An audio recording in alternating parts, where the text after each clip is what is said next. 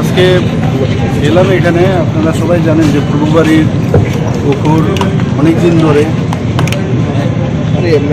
এটা রক্ষণাবেক্ষণ হয়।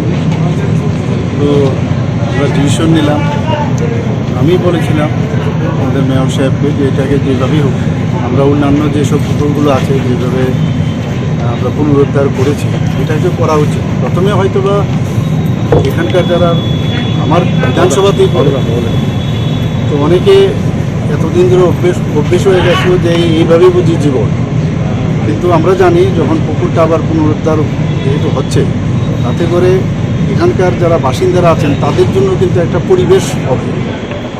একটা পুকুরটাও প্রয়োজন, যে কোনো কারণে যদি এখানে অগ্নিসংযোগ হয় বা কিছু আগুন লাগে তাহলে মুশকিল। এক তো জলাধার হচ্ছে, পাশাপাশি এটা একটা চারিদিকে ওয়াকিংয়েরও ব্যবস্থা রয়েছে। কেউ মর্নিং ওয়াক, ইভিনিং ওয়াক করো। আপনারা দেখেছেন প্রচুর জায়গা, প্রায় 30-35টা জায়গায় আমরা আগরতলা শহরের মধ্যে বিভিন্ন যে পুকুরগুলো আছে সেগুলো আমরা পুনরুদ্ধার করেছি। এখানে এলাম আজকে কি কাজের গতি কি দেখতে এসেছি। তো আমার মনে হলো একটু স্লো আছে। আমি যারা অফিসাররা আছেন তাদেরকে বলেছি আমি যত তাড়াতাড়ি সম্ভব এটাকে কাজটা কমপ্লিট করা। এবং আমরা মেয়র সাহেব এসছেন, আমার সাথে আমার কর্পোরেটর এখানে আছেন কৃষ্ণনগর।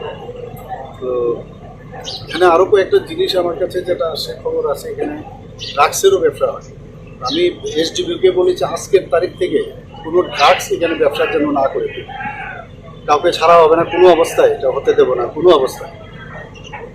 এইভাবে ঢিলাঢালা করে চলা আমরা এদিকে আমরা যাব না, এগুলো বন্ধ করতে এসডিবি সাহেব বলছেন আমাকে যে এটা হবে না, আগামী দিন থেকে সেটা বন্ধ করতে।